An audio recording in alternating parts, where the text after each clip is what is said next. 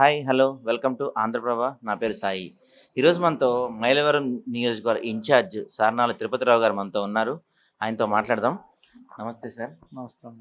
అంటే MLA incharge ఇవ్వడం అనేది చాలా పెద్ద విషయమే చెప్పాలి. అంటే ఏ నమ్మకంతో జగన్ మీ మీద ఈ బాధ్యత పెట్టారని చెప్పి? జగన్మోహన్ రెడ్డి గారు బడుగు బలహీన వర్గాలకి అని అందరికి చెప్పినట్టు చెప్పుకోకుండా దాన్ని నిజం చేయటం అనేది ఆయన ఉన్న ధైర్యం, ఆయన లక్ష్యం. అందరూ మాటలు చెప్తూ ఉంటారు, రాజకీయ నాయకులు అందరూ కూడా బడుగు బలహీన వర్గాలకి అందరికీ కూడా నేను న్యాయం చేస్తాము అంటారు. కానీ న్యాయం అనేది నిరూపించి చేసి దాన్ని నిరూపించుకునే దమ్ము ధైర్యం ఉన్న వ్యక్తి ఆంధ్రప్రదేశ్లో కాదు, మన భారతదేశంలోనే ఒక జగన్మోహన్ రెడ్డి గారికి సాధ్యం. అది ఒక మీరు గత ఎలక్షన్లో చూసి ఉండొచ్చు.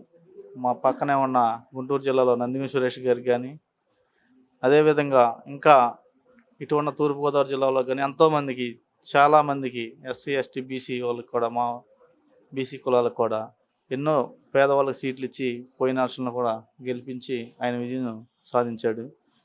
అదే రకంగా ఇప్పుడు ఈ 2024లో జరుగుతున్న ఎలక్షన్లకి నన్ను ఇక్కడ అభ్యర్థిగా పెడతాం నా అదృష్టమే. మీరు ఇన్ఛార్జా, అభ్యర్థి కన్ఫామా? అభ్యర్థి అభ్యర్థి అంతామే. అంటే కొంతమంది ఇన్ఛార్జ్ పెట్టారు కానీ ఇంకా అభ్యర్థులు మార్చు అనే టాక్ వినపడుతుంది కదా. జగన్మోహన్ రెడ్డి గారు ఏ నిర్ణయమైనా తీసుకోడు, తీసుకున్నాక దానికి వెనక రాడు. ఓకే.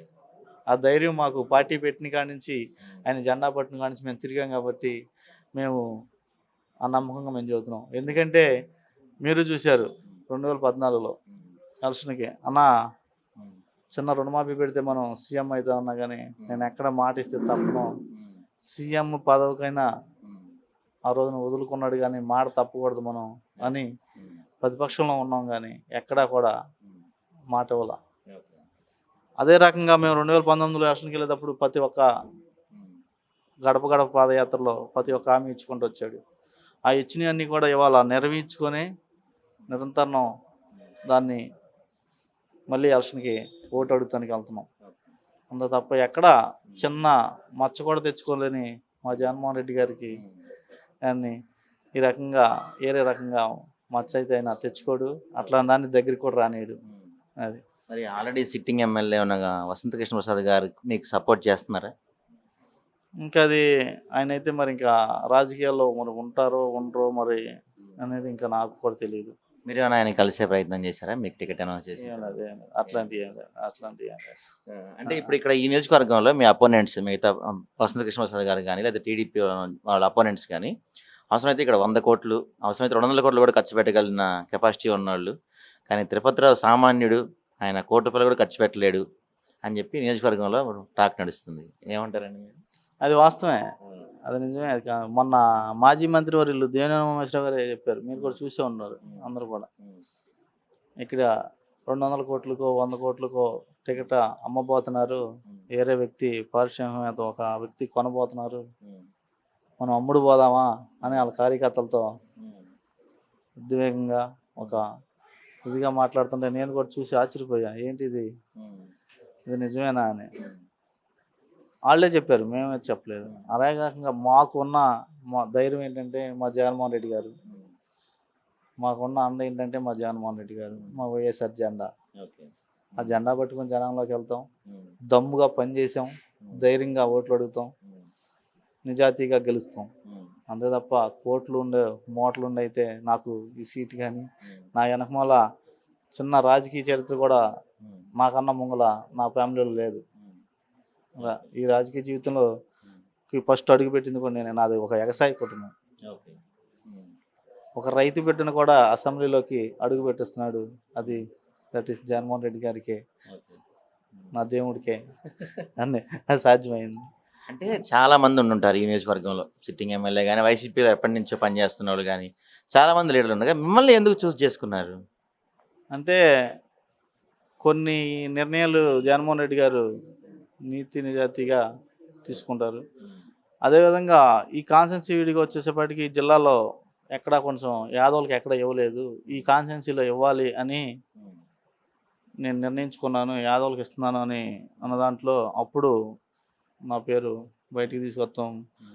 అంతకుముందు ఇక్కడ కంటిన్యూ చేసిన మా అన్న జోగి రమేష్ గారు, అన్న ఫస్ట్ నుంచి పార్టీ పెట్టిన కాడి నుంచి కష్టపడతాడు, పార్టీకి విధేతుడు, డబ్బులైతే పెట్టుకోలేడు, కష్టమైతే పడతాడు, జనం దగ్గరికి వెళ్ళి ఎక్కడికైనా ప్రజలు పేద ప్రజల దగ్గరికి వెళ్ళి కాళ్ళు పట్టుకుని సరే ఓటు అడుక్కుంటాడు, దాంట్లో ఇబ్బంది పడడం అంటే సరే అన్న డబ్బులు అవసరంలో మనం ఇచ్చేద్దామని తీసుకురా, నాకు అట్లాంటి వాళ్ళే కావాలంటే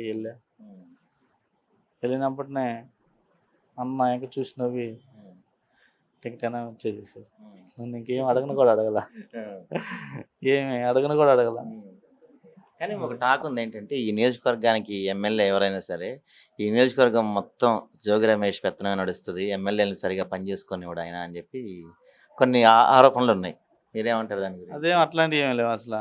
అట్లాంటి ఇప్పుడు ఎవరి పని వాళ్ళు చేసుకుంటారు. ఎవరి నియోజకవర్గంలో వాళ్ళు పని చేయడానికే వాళ్ళ ఆ తిరిగేపాటికి సరిపోతుంది. ఇంకొక నియోజకవర్గం ఇంకా చూసేదాకా ఎక్కడ ఖాళీ ఉంటుంది? అవన్నీ అవన్నీ నేనైతే కరెక్ట్ అనుకోను. అది ఇప్పుడు కొత్తగా మీ పార్టీలోకి వచ్చిన కేసినేని నాని గారితో మీ రిలేషన్ ఎలా ఉంది? కేశినేని నాని గారు పార్టీగా కాకుండా వ్యక్తిగతంగా మంచివాడు. వ్యక్తిగతంగా చాలా మంచివాడు. ఏదన్నా ముక్కుసూటి మనిషి, ఏదన్నా మొహం మీద మాట్లాడతారు. వాళ్ళు టీడీపీ వాళ్ళు అవని లేకపోతే మా వైసీపీ వాళ్ళు అవని, అది వాళ్ళ పార్టీ వాళ్ళు తప్పు చేస్తున్నా అదే రకంగా స్పందిస్తాడు, మా పార్టీ వాళ్ళు తప్పు చేస్తున్నా అదే రకంగా స్పందిస్తాడు. ఎక్కడ ఆయన ఉన్నదన్న స్ట్రైట్ ఫార్వర్డ్.